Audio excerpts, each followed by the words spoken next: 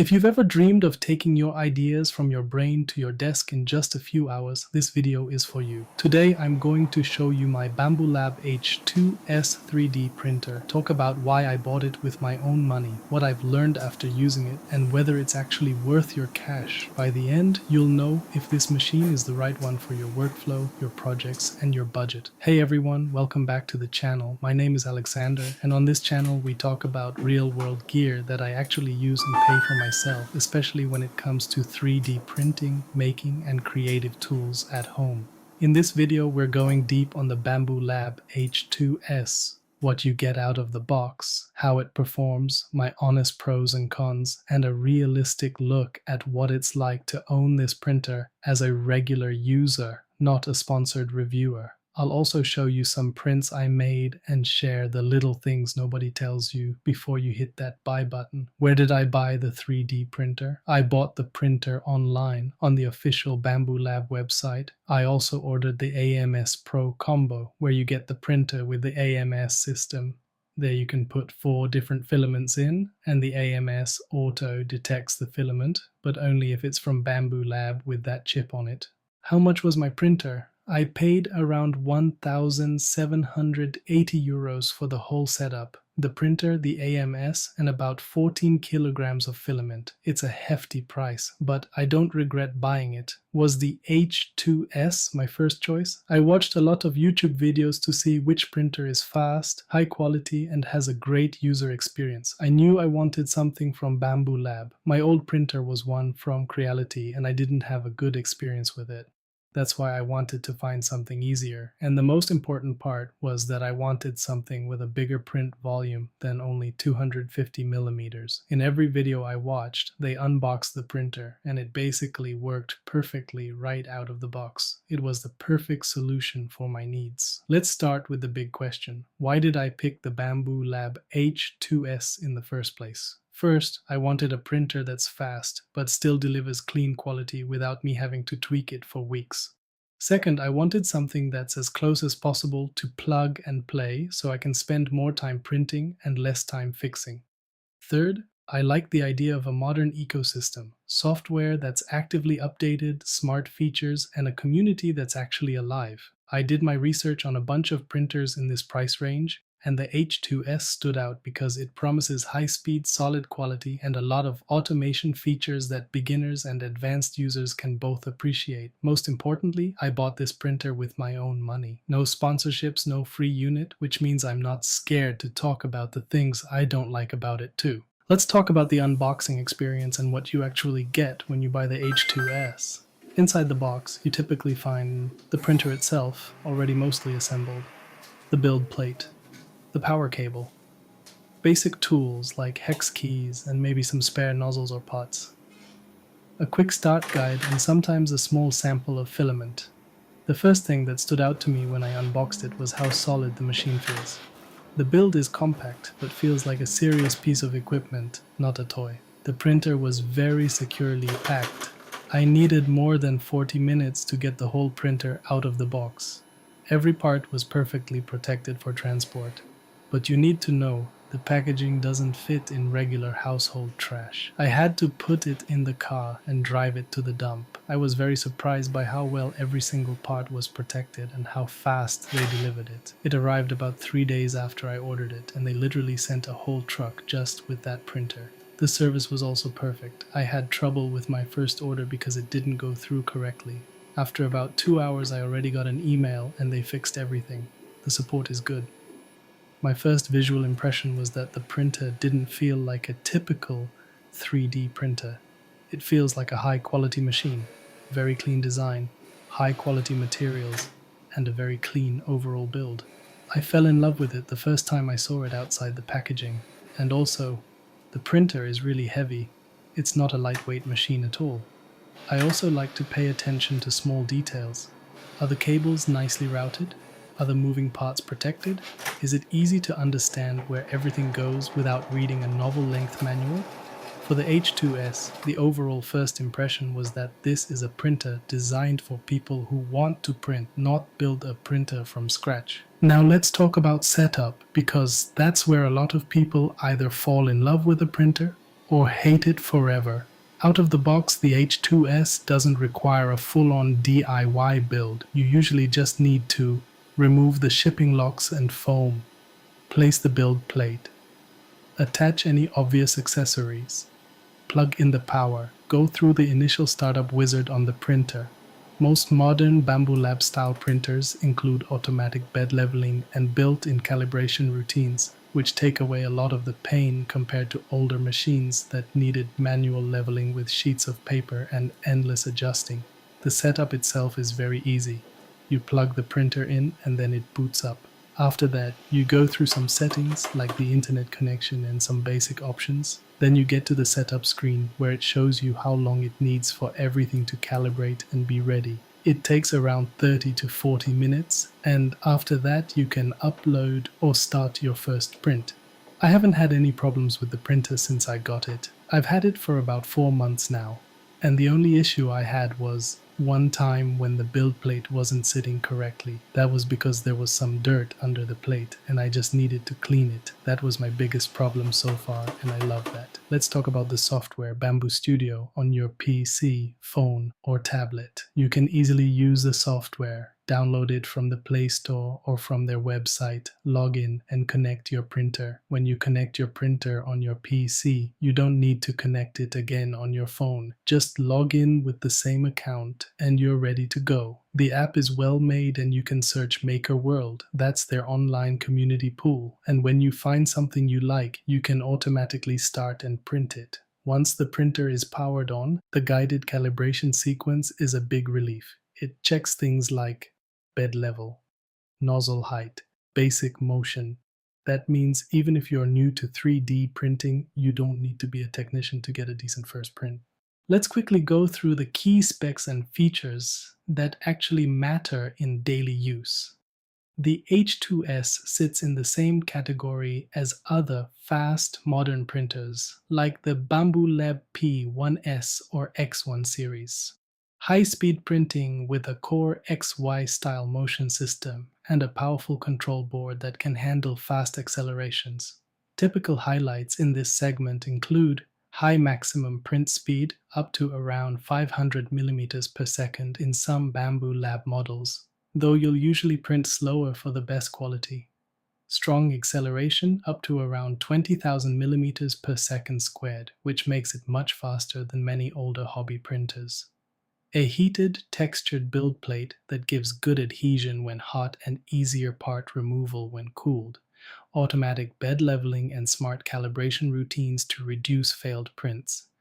A direct drive, all metal hot end capable of high temperatures so you can print materials like PLA, PETG, TPU, ABS, and ASA in many comparable models. An optional or built-in enclosure on similar printers, which is great for high temperature materials and for stabilizing print quality. The build volume on the H2S is 340 by 320 by 340 millimeters, and it's more than enough. You can literally print almost anything you want on it. Maybe not whole car parts, but you can split them. I've used PLA, PETG, and PLA wood so far for printing. I have to say that PLA wood is very nice and really feels and sounds like wood. I could never imagine a material like that before. My printer is next to my desk and you really can't complain about it. It also has 4 modes to work with: silent, normal, speed, and abnormal. I do every print on normal and the sound doesn't bother me at all. I can sleep next to it without any problem. I use the remote monitoring features a lot because when I'm at work I want to check how the printer is doing, and you can connect to your printer from everywhere. You can even start prints with just your phone. Don't just read the spec sheet. Instead, connect each feature to your real life. For example, the high speed sounds cool on paper, but what it really means is that I can print a functional part in one evening instead of overnight. The hardware is only half the story. The other half is the software and your day-to-day workflow. Printers in this category are usually designed to work closely with a dedicated slicer, similar to Bambu Studio or other modern slicers that support profiles for their machines. These slicers come with pre-tuned profiles for different filaments, offer one-click or send to printer workflows over Wi-Fi. include quality/speed presets so you don't have to tweak hundreds of settings. For myself, I use the Bambu Studio slicer and it works perfectly with my printer. I've never had an issue with it. The only thing I can complain about is that the program sometimes crashes when I slice some prints. Maybe it's my PC, maybe not, but it's not a big deal. Because when you reopen the program, it asks if you want to reload your active project. To get your first successful print, you only need to find a model you want to print, that's all. The rest the printer will do. I always use the time-lapse recording from the printer. It's not the best camera quality, but it's enough to show friends or co-workers what the printer is capable of. A good ecosystem makes 3D printing feel less like a science project and more like using a real appliance. For me, the H2S fits into that idea. Once I have the model, I slice, send, and the printer does its thing with very little babysitting. I find my models on MakerWorld and Printables. Those are my two go-to websites to find good and interesting prints.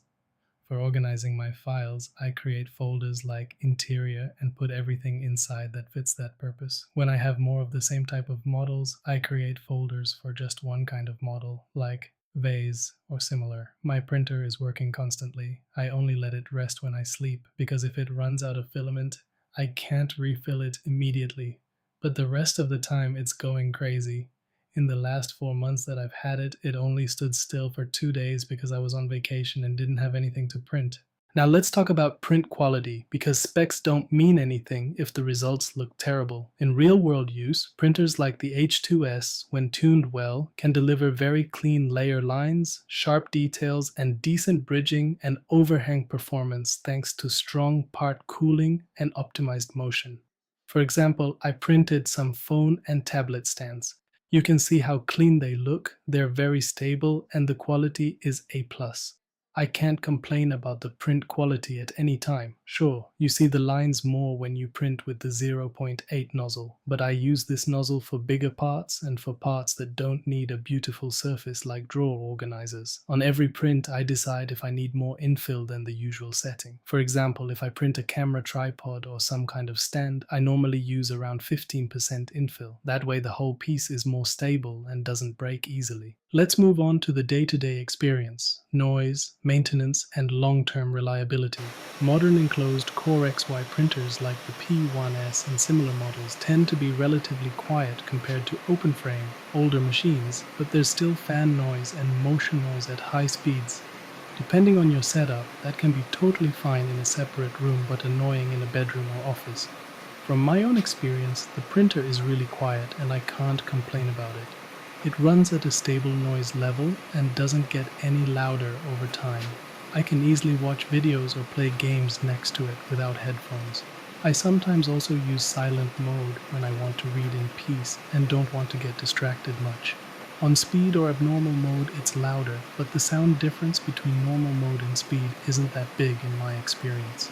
Maintenance is another key point. You'll need to occasionally clean the build plate. Check the nozzle for clogs.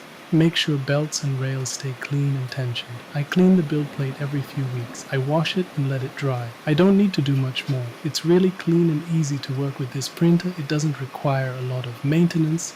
The nozzle has also never clogged or caused any serious problems. It's really a printer you can use day to day without having issues or other big problems. Over time, what I really care about is, does the printer stay consistent? Does it still print the same way 3 months later? With a solid design and regular maintenance, printers in this class are built to run a lot of hours without constant repair. So after spending time with the Bambu Lab H2S, here are my real pros and cons. Pros: very fast printing compared to older hobby machines thanks to a fast motion system and tuned profiles. Excellent out-of-the-box experience with auto-leveling and guided setup. High print quality with clean layer lines and good detail when using proper settings. Strong ecosystem feeling. Slicer, firmware, and hardware are designed to work together. Good material support when you use suitable settings and, if applicable, an enclosure for higher temperature plastics. Cons: price. It's not the cheapest entry-level machine, so you really need to use it to justify the cost. But the cheaper machines from Bambu Lab, like the A series, are top tier for everyone and are around €189 to €259. Ecosystem lock-in. You get the best experience using their software and their style of workflow, which might not appeal to hardcore tinkerers. Noise. At high speeds you can definitely hear it, so placement matters. Potential learning curve. If this is your very first 3D printer, especially when it comes to understanding filaments, temperatures, and slicer settings, my experience with the printer is simple. It took away the annoying part of manual leveling. I also never have that fear anymore that one of my prints will fail badly, like on my old one. I know that the printer is using AI and the built-in camera to track my prints and to detect if it's losing track or if a print has failed. I also love how easy Bambu Lab makes 3D printing for me. I just open the app on my computer or phone, select a model I like, select the color I like, and after some hours, my ideas are finished and ready for real-life use. Let's answer the question, who is this printer actually for? The H2S is ideal if you want fast, reliable printing without building a printer yourself. You value a modern, streamlined workflow with an integrated slicer and smart features. You plan to print regularly, multiple times per week, and want your printer to just work like an appliance. It might not be the best choice if you're on a very tight budget and just want to experiment. You love tinkering, modding, and building your own machine from scratch. You need an extremely large build volume for giant cosplay armor pieces or furniture-sized parts, but it will work for that too. You just need to cut the parts into smaller pieces and then connect them with glue or something similar. I would say the printer is perfect for everybody who loves 3D printing as a hobby and also for anyone who wants to start a small one-printer business. This printer will help you a lot and will change your production massively. Personally, I never used a 3D printer with auto leveling before, so for me it's a game changer to have this kind of tech near me for everyday use. It's really a printer I can recommend to everyone. So, let's bring this all together. After buying and using the Bambu Lab H2S with my own money, I can say this. It's a powerful, modern 3D printer that delivers on speed and quality. As long as you're willing to spend a bit more upfront and learn the basics of 3D printing, it's not perfect, but for my use case, it strikes a really nice balance between plug and play and powerful tool. If I had to decide again today, I would absolutely buy it again. It hasn't failed me once since I've had it, and I also found my love for 3D modeling and creating again, something I lost years ago because of the lack of a good 3D printer. If you're thinking about getting the H2S or another similar printer, feel free to drop your questions in the comments. Tell me what you want to print, and I'll let you know if I think this machine can handle it. If you found this video helpful, hit the like button, subscribe for more real-world 3D printing content, and ring the bell so you don't miss the next upload. Thanks for watching, and I'll see you in the next one.